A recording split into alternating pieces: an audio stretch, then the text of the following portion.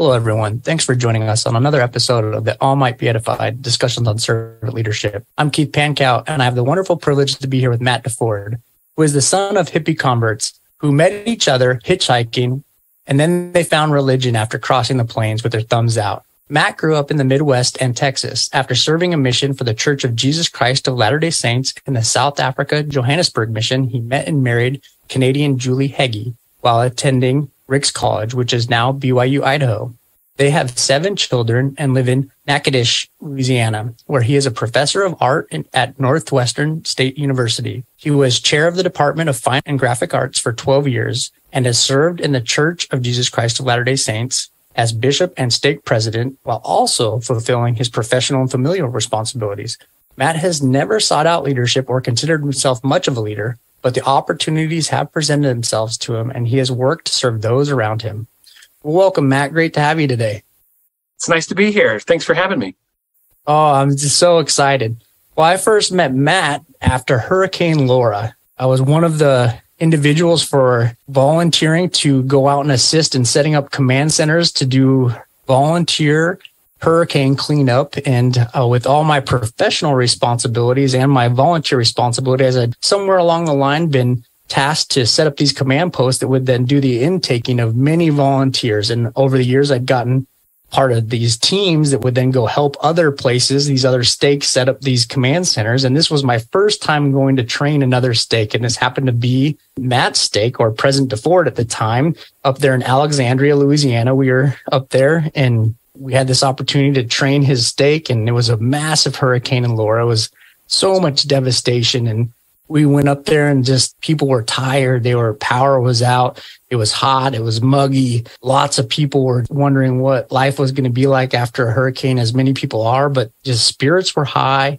People were welcoming. They were warm. They were receptive, as always is the case in Louisiana after a big storm, or anywhere on the Gulf Coast for that matter. And ran into then President DeFord, Matt there with his big smile, and got to know the people around him. And, I was surprised to know that he was a phenomenal artist, and, that our backgrounds were completely different, but just got to know him real well and was always impressed with him. So I just looked for the opportunity to have him on this podcast when I got the chance. So as I got to know you, Matt, I was curious to think about that experience in Laura. And, we camped out on the lawn there in that massive heat. There was, we went for, I think, 4 or 5 weekends, maybe 6. I can't remember exactly, and helped, hundreds and hundreds of people take trees off their houses, tarp their roofs, muck out some flooding that for some people because of the rain damage, and, a lot more tree and wind damage there than flooding. But I think there was some mucking out that happened, some really big trees that we had to take off there. And the building there had a train track that went by that would go by every morning at 2 a.m.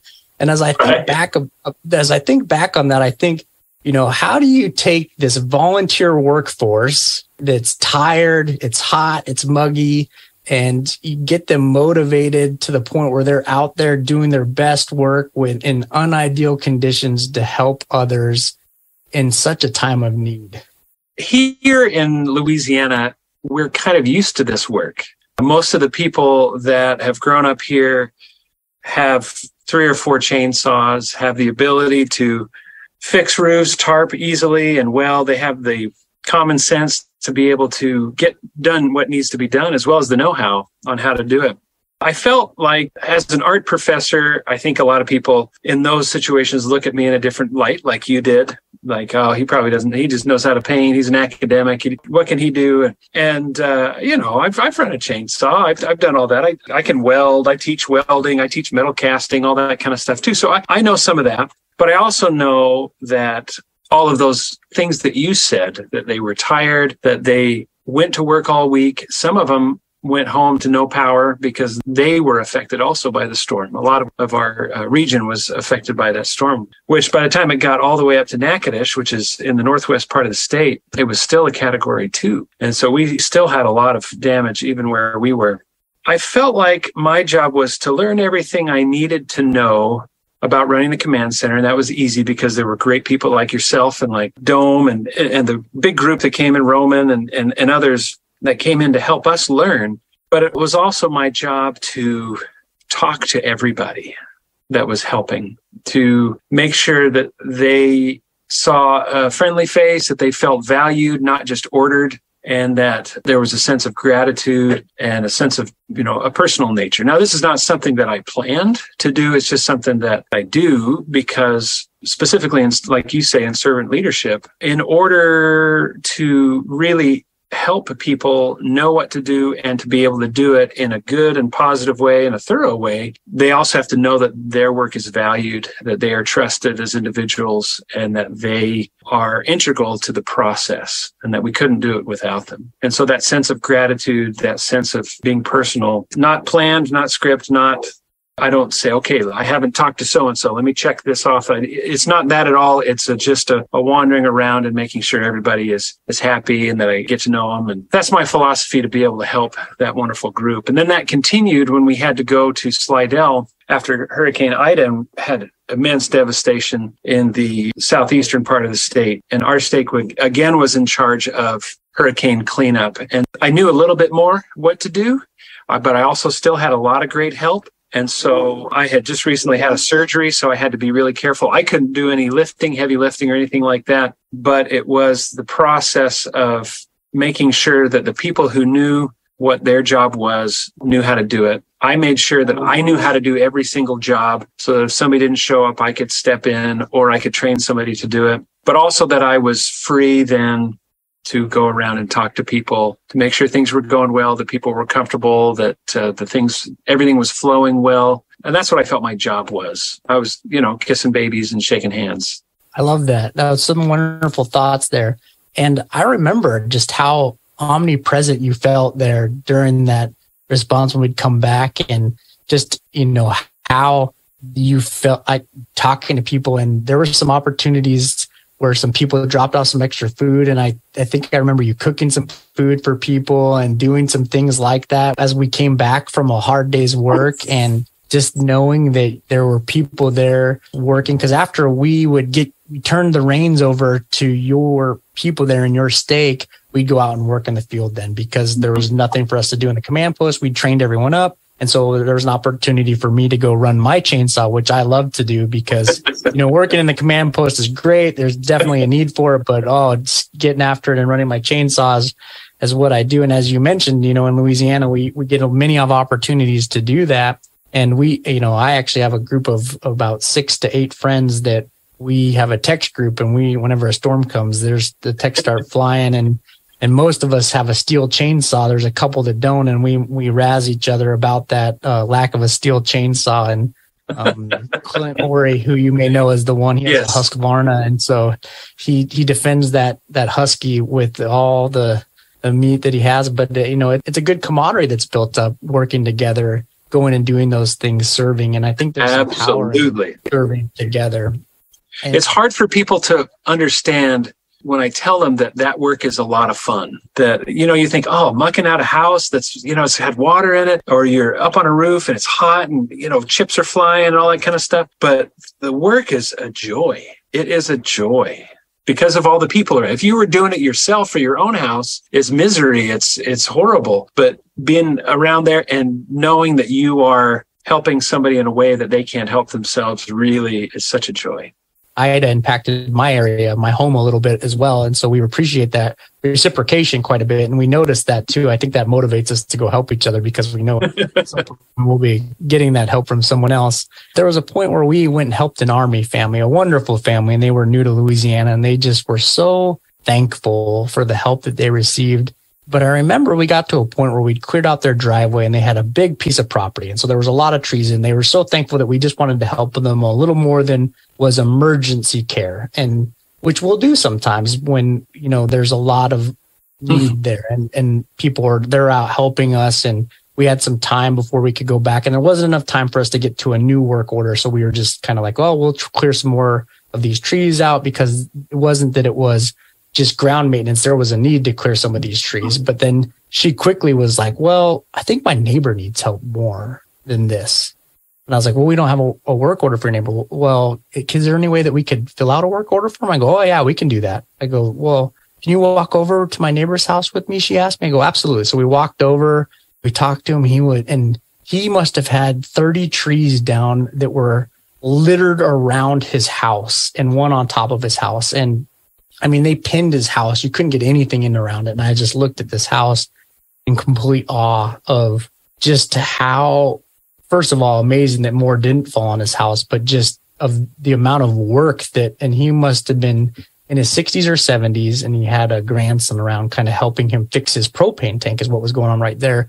And his response was just an utter disbelief of the work that laid behind him. And he was a little skeptical that we were going to do this for free. So he tried to shoo us away. And it was funny because I convinced him that I really wanted to do this work for him. And he was still very skeptical, but he signed the release and let me get to work in pure skepticism that I really wanted to clear these 30 trees that were pinning his house in. You know, he came back later and we worked almost until dusk, and I think we cleared about 10. We had to come back the next day to clear the rest, but we ended up clearing all of those trees, long story short. But when he came back that night, he was just in pure amazement that we really were. I mean, that was that team of individuals that I said we love to work like that. And then we have a few individuals that are really gifted with a chainsaw. I'm not one of those. I just tag along for the fun, but did some amazing work. And just seeing those expressions of gratitude and knowing that those people are so thankful and appreciative of,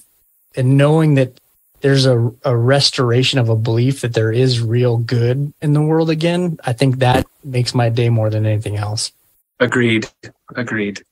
So now, Matt, as you served as stake president, you had all these other responsibilities. And I think for a lot of our listeners, they might not realize that you were in charge of probably somewhere, and for an average stake president, I don't know what Alexandria stake was, but it can be anywhere from 6 to 8 different congregations or religious congregations. So think of, that are ran by their own separate pastors, equivalent, what we would call a bishop or a branch president. So he's the administrative religious leader for those different sets of churches, and he runs a group that kind of men and women that oversee the administrative, logistical, and spiritual affairs of those different churches. And that's all non-paid and volunteer. And then he has his professional responsibilities for the university for Matt, and then he had his family responsibilities. And all those individuals that work for the church are all volunteers, and you have your university responsibilities and your family. So how did you work in those different circles to lead and serve the people around you? Because you didn't seek after these leadership responsibilities, but you somehow find yourself in all these different leadership situations. So what did you do about that?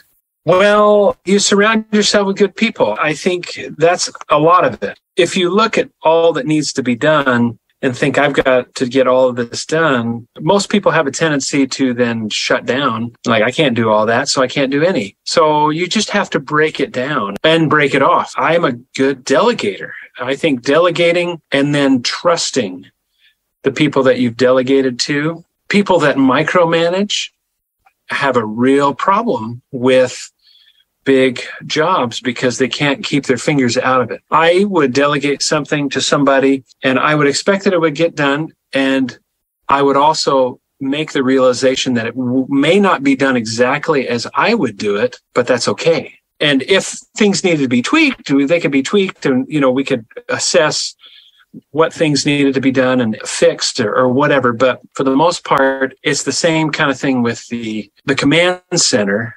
I felt like my job was if I was to delegate, I was also to appreciate and congratulate. Those are things that help people feel good about it. I think a lot of people can feel good about what they do if they look deep within themselves and see it. But I think a lot of people also have a tendency to need some validation and gratitude for the services rendered. And I've sought to do that from day one. We have all sorts of organizations in the church, and one of the organizations is the Young Men in Young Women program. I think our first meeting as a presidency in 2013, I turned to Roger Lacaz, who was one of my counselors, and I said, that's your job, and I want you to become an expert on this job and know everything that you need to know, so that if I have a question or somebody has a question, I can just say, talk to Roger. Roger knows what's going on. Now, I also would know a little bit about what's going on, but I made sure that he felt like if we needed somebody in a position, I would say, Roger, I need you to find out who that person needs to be. And he would go and find out who that person would need to be and then bring that back to me for approval. And we would go over it and talk about it and ponder about it and pray or whatever we needed to do. But 9 times out of 10, I would just go ahead and trust him because I wanted everybody to feel the power of their own ability to tap into the source that they needed to tap into to get the answers and the help and the revelation that they needed to assist. So that's a lot of how I was able to get a lot of things done, is to not be micromanager, to not be a perfectionist-minded person in the sense that I know that somebody could get it done. Even if they didn't get it exactly like I thought it should be done, it probably got done better than I would have gotten it done. And to help them understand that I appreciated how they got it done. There's some great thoughts in there. I was listening to a devotional at Ensign College recently, and Elder Bednar, he was talking about, the myth of balance a little bit. The spinning plates. Yeah, exactly. So you know exactly where I'm going with this. So you're already all ahead of me. So we're talking about if any of you have seen the acrobat that's balancing plates on their head or in their arms and whatnot, and they've got these plates spinning. And the question was asked at this devotional if you've ever seen more than one plate spinning at once. And everybody answered no, they'd only seen one plate spinning at a time. And so the object of balance is deciding which plate to focus spinning at a time and then knowing how many plates you're capable of spinning. And so my question, Matt, to you is, as you look at the people around you as a leader, and some people they struggle knowing which plates to focus on, or they try to take on too many plates. So how do you help people redirect their focus or eliminate plates from their balancing act to have a better focus in their priorities? Well, one thing that I've said on a number of occasions to people that are feeling that, for one, is I tell them it's not always going to be this way. And a lot of people, they don't realize that. When you're in the midst of a very anxious situation or stressful situation, it's hard to look at the reality that it's not going to always be like that. That there's going to be times where you can focus on this and times when you can focus on this. And I think that usually those opportunities present themselves. I think sometimes things are just really intense. I mean, working with hurricanes, you have to realize the intention behind what you're doing. My family is at home. We have power. We're comfortable. I can go home at the end of the weekend and I can be comfortable in my home. But these people that we're helping, it's going to take them months. But if we do our work, it's going to take them probably a month or two less. And so if we can focus all our energies into that moment, then we can go focus our energies on something else. And we can help them with their plates. But we can also, do that as well. The other thing is I know how to set appropriate boundaries where at night, this may shock a lot of people out there. So I hope that they don't turn this off and say, that's ridiculous. Every night, unless I'm traveling or something like that, I turn my phone all the way off. I turn it all the way off. I really think that the nighttime is time to get sleep. And so I allow myself to get sleep by turning my phone off. I'm also a light sleeper, and so any little buzz is going to wake me up. Any buzz will wake me up. And during meal times and during certain family times that we spend together, I don't answer the phone, or I don't, if it's an emergency, they'll try again. If somebody's trying over and over and over, I will answer. But I give that moment, I spin those plates, the plates of my family. When I'm at work, because this is what pays for my bills and everything, I make sure that if I'm in class, I don't answer the phone, or maybe just text back and say I'm not available at this point in time. But so I make sure that there are appropriate boundaries, because I need to keep my job in order to keep my family in their home. I need to keep my family because I love them more than anything else. And so you have to create appropriate boundaries at the same time. And some people say, but I can't. There was one bishop I had when I was stake president that I had to tell him when he was on vacation with his wife to not answer his phone. And he said, but they need me.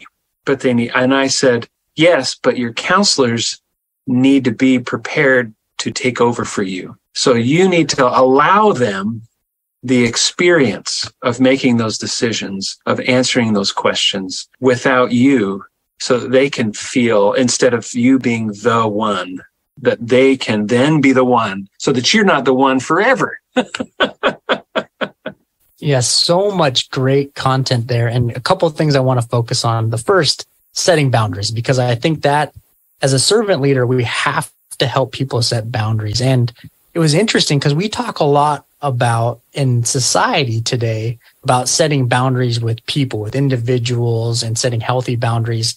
But I love the way that you talked about setting boundaries with a phone and being present in your environment that you're in at that given moment. And that's a powerful thing. And, it's interesting being an emergency response, a crisis management professional. There's a lot of people in my world of work that struggle with a rare form of PTSD because we're always on the go. And so our phone rings all the time. And when our phone rings, it's usually really bad. And so there's a crisis. And because of that, our brain goes into immediate crisis response mode.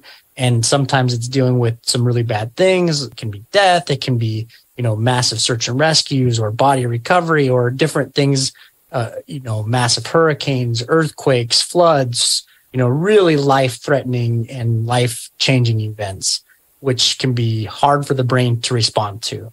And, I've talked to a lot of my peers, and some of them struggle with some really severe PTSD after years and years of doing this. And because there really is no way to set good boundaries when you're always on call for 20 plus years. And that's an extreme example of why boundaries are so necessary. But that's just to go in to say that if you're in a high functioning law firm, or if you're in a business or a banking community that just has these high standards, you have to decide what's important to you. You have to decide which plate matters to you at that moment, and you have to decide where you're going to be present, because you can't be present at two places. So if you're answering your phone at the dinner table, as Matt said, you're not present at the dinner table. If you're giving a lecture in the class or a presentation to your board of trustees and you're off somewhere else, you're not present at that presentation and you're not giving your full self. So I just love this conversation on boundaries, and it's beyond just setting healthy boundaries with individuals. It's setting those boundaries that allow us to be present. And when we notice those people around us that are struggling with boundaries, if we're a true servant leader, we have to help people recognize if their boundaries aren't healthy. If they're not present, we have to kind of pull them in and say,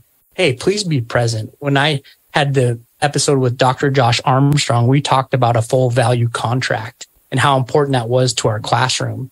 And sometimes our teams need to establish full value contracts that allow us to commit to being present to the team, and also allow those boundaries to be agreed upon by the team so that we know where our limitations are, so that we don't push people too far. We don't push people to the point of PTSD or the equivalent burnout that we're seeing so much that led to the Great Resignation in so many people as COVID helped them realign their priorities. Because as people resign from their jobs, that shows us that we had a massive leadership failure in so many of our vocations, that people just didn't want to be present anymore. We can help overcome that by helping people set boundaries. And anything to add to that, Matt? That was very instructive. I think the COVID time period was a great reevaluation process. I know it was a horrible experience for millions of people that lost loved ones and friends and family. And that was a very difficult time. But I think the world learned a lot about how to better conduct business in a lot of ways. We learned how to do this. We learned that this was an effective way to communicate. Some people still argue that, but I feel like these meetings, in fact, it changed our way of meeting as a presidency in the stake. We learned that we didn't have to meet in person every week. We could, and phone meetings were horrible, but if we had this pseudo face-to-face, before COVID, I was putting 13 to 15,000 church miles on my car every year because it's a big geographic area that our stake covers. And afterwards, it was a lot less. And because of some of the administrative changes in the church, we were able to conduct interviews in this way, different sorts of interviews, and it was really good. But you're right. It is a sense of what do I value versus what is important to me. That's why I stepped down as department chair. I had done it for 12 years, and I'd probably done it for maybe 6 years too long. But I made this decision because of a sense of what do I really value about my work? And as you said in the beginning, I don't see myself as a leader. I didn't really choose to be the department chair. Nobody else was interested. And I was like, okay, I'll do it, whatever. And then I did it. But I decided that teaching and my art making and time with my family and the ability to be flexible was more important than the money that I was getting. And so it was a tough decision, but it was an evaluation. It was me evaluating where I was and what I was really important to me. So you're right. And the whole idea of setting the boundaries, that was a boundary that it was easy for me to, well, it took some time to think about and process and to make the decision of, but I knew that was a boundary I was ready for. And like you say, with the PTSD, when I was bishop, that was 2005 to 2010. It wasn't until after I was released that I got a cell phone. And people were, and you think about 2005, 2010, that was a big deal at that point in time. I had a cell phone for where we traveled, but only a few people had the number, like my counselors and people at work and whatnot. Just a couple people at work. But when I wasn't traveling, it was off and in a basket.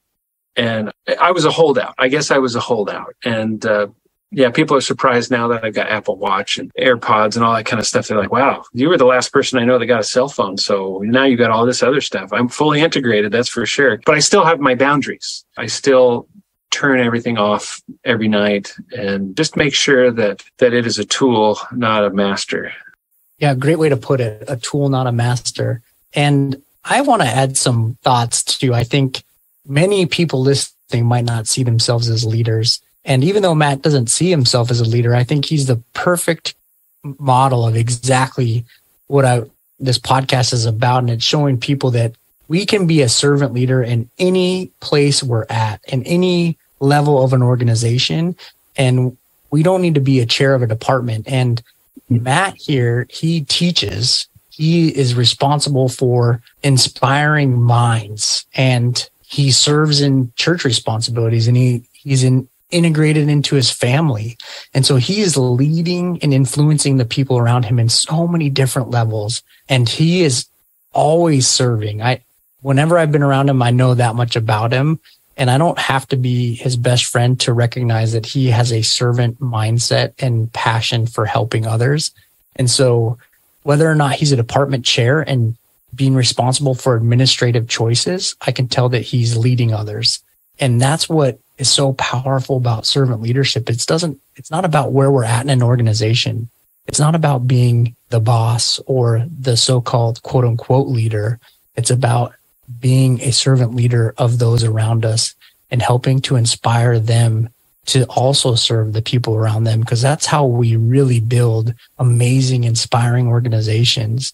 And one of the things that I learned in my Master's of Organizational Leadership at Gonzaga University when I was studying servant leadership is they had us study leadership from different vantage points than I'd ever been exposed to. And they had us study leadership from the vantage point of architecture to think about how our buildings were built and how they either implemented communication or they inhibited it, or how they built collaboration or they led to lack of collaboration, and how they led to creativity or they were dismal and dark, and all these different things about just our architecture. They put us in front of an artist and they had the artist talk about how so many leaders had inspired them or stifled their creativity, while we also were playing with our hands and we were sculpting something, and which was totally different than I'd ever been exposed to. And so as I've watched Matt in social media and I've seen his art, which is phenomenal,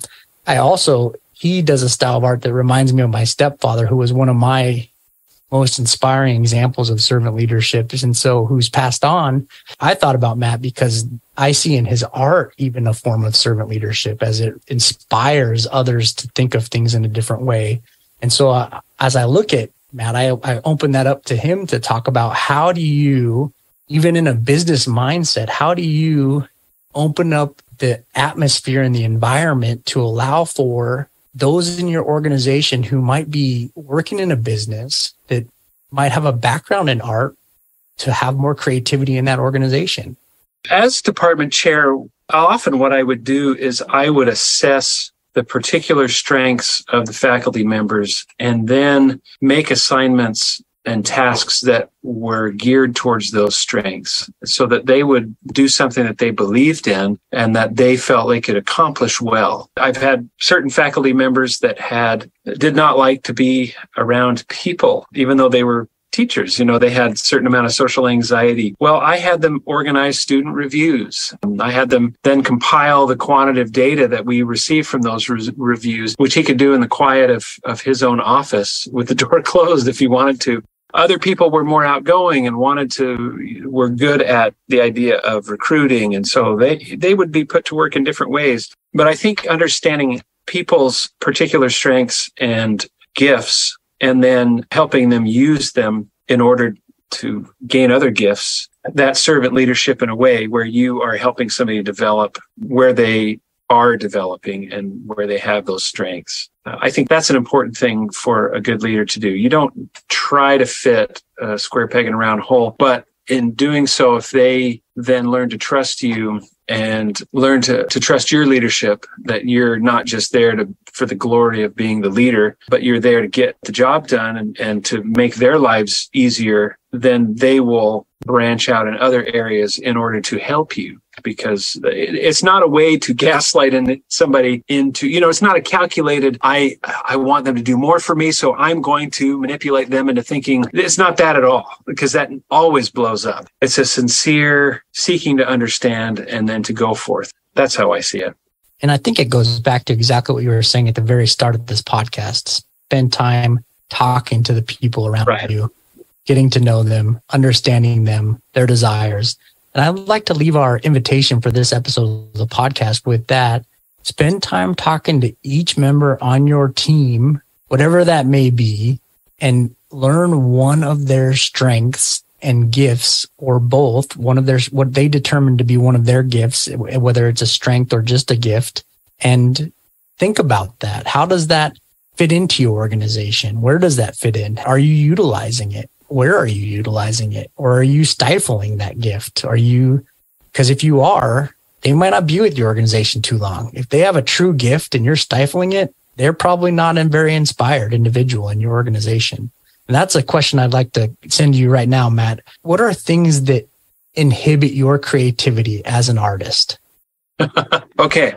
I, as a not very business-minded individual, that's part of the reason, one of the many reasons, that I chose to be a professor is because I wanted to make what I wanted to make. And I didn't want my livelihood to be based upon the whims and desires of other people. I wanted the ability to create what I wanted to create. And so, my job pays the bills, or my position, as they told me that it's a position, it pays my bills. And so that I can make whatever art I want to make. And if I sell it, it's wonderful. If I'm commissioned to do something, like if somebody comes up to me, which they did on Saturday, they said, I think I'd like to commission you to do something for me. I have two feelings that happen. One is, wow, that's great. This might be a good opportunity for our family. The other is, oh no, I'm going to have to deal with the opinions and sometimes the micromanagement of other people. Like, well, no, I don't exactly want it like that. I was thinking of a different color, that doesn't necessarily go with my couch. And, those things that kind of inhibit your ability to make the creative decisions, which I understand is essential and it's important. But also for me, I guess it makes it more difficult. And also that perfectionist comes out and rears its ugly head. And I'm not a perfectionist, but when it comes to commissions, that starts rearing its head, and I don't like it. I don't like the perfectionism because it makes me more concerned. I get anxious about what I'm doing instead of finding the joy in it as much. So I guess that's micromanagement. I guess that's how I try to treat people the way I want to. Some people need the micromanagement because they may not be as creative in their own initiative to do things. And so that's why some people need it. But I try to do that trust. When people feel trusted in what they do and their output, they then feel the freedom to be more creative and to maybe take it beyond what the initial task is, instead of this is what I want and I needed all of this done, instead of the ultimate goal is this. And I'm entrusting you with this ultimate goal and I want you to do it. Like if the ultimate goal is I need a painting in my living room, yes, just let me do it. If the goal is I want a painting of my grandmother wearing these clothes, this size, and all of these things, then I get nervous and uptight because, I'm fairly adept at creating a likeness of somebody, but I'm also anxious the whole time that person or the loved one is going to say, that's not how they look. And that's happened to me several times because you give me a couple of pictures. I don't necessarily know if I know them and I've seen them speak. I've seen their personality. It's easy for me to then generate that likeness more than just, oh, here's a picture. Can you do this picture? That makes it more difficult. So those are some things that inhibit my creativity and also lessen the value of the task for me. That's so interesting that the more you know the person, the easier it is to do the art. And I think there's some value in that. I'll leave that for the listeners to think a little bit more about and how that relates to our organizations, because I think there's value in that thought to ponder on for a while. And I also think that there's so much there and to think about. I got that same thought as I listened to that lesson block in my class about how our process is not the same as everyone's process. And a lot of times in our organizations, we think that the way we've done things is the only way to do things. And our process is the right process. And that's not always the case. Someone's process might be able to get an actually better product. It might come out way better than what we'd envisioned. And if we give them our vision clear enough, if we communicate well enough and we give them a vision and let them go, they might surprise us in a way that's profound. It's amazing. And it goes back to a thought Matt had earlier, is that it allows them to become the people that will rise up and take the reins eventually. And we're not always going to be the people that run the organizations. Even as Matt, he voluntarily stepped down, but he wasn't going to be the department chair forever, no matter what. We're not going to be in our positions forever, no matter what. So we have to build up the people around us. And the better servant leaders we are, the better we'll do that. The more that we communicate a vision and empower them to create the vision within their own process, the more they'll get the skills to do so. I just love the way that Matt taught that in his own language, in his own way. And I think there's power in thinking about, do we let the people in our organizations do that? Or do we sometimes get short-sighted and think that they're just not meeting the bar we've set for them because we don't see their process the same as ours? I think some people respond well to that, to give, if they receive step-by-step instructions in order to accomplish. I think certain technical tasks, I need that. But a lot of people, just like you said, need to know what the vision is, and then they need room and trust in order to make that vision occur. And that's how people grow, not by checking off all the boxes. That's how the task gets accomplished. But to help people grow and value the end product, whatever it might be, they can say, I did that. That was me. I made that happen. I was so, yeah. And then they believe in it. And then they have a story to tell, an impactful situation for them that they bring to the next situation that goes with them. I love it. And we can then metaphorically spend the time clearing out the trees out of the way in the organization of those people to rise to their greatest achievements. All right, Matt, I think we're done here for today. Any final thoughts to wrap us up? It was enjoyable visiting with you. A lot of these things that have happened to me and the experiences I've had have come just because I was, I guess, in the right place at the right time and in the right situation in my life. And so I had to rise to them. They were all challenges. But as someone I've spoken to recently says, challenges are more opportunities than they are challenges. They're opportunities. And so that's what life gives us, opportunities. And sometimes, like me right now, I'm good with the opportunities I have, and I'm fine. And there's a time and a season for all things. But I think each place where we are, we can have opportunities to rise up. Every time I have had a leadership opportunity and then was relieved of that opportunity, not fired, I don't mean fired, whether it be bishop, stake president, department chair, I have assessed in my new responsibility what I could do, what I could do to make the person that has that new leadership responsibility, their lives easier. If I could do the job that I felt like the way that it needed to be done when I was in that leadership responsibility to lighten their load and help them, that's been a great reflection afterwards. Instead of looking at it and say, you got it now, say, well, what can I do? Not ask them necessarily, what can I do, but offer, these are some things I can do to help you if you would like, because the leaders don't always have all the answers of what you can do to help them, but you may have some answers of what you think they need help with in a positive way, not like, oh, you're bad at this. Let me help you with this. Well, I think that is a great servant leadership mindset, and I just love it. And what a wonderful episode of the All Might Be Edified discussions on servant leadership. And thanks all of you for joining us, and have a wonderful day.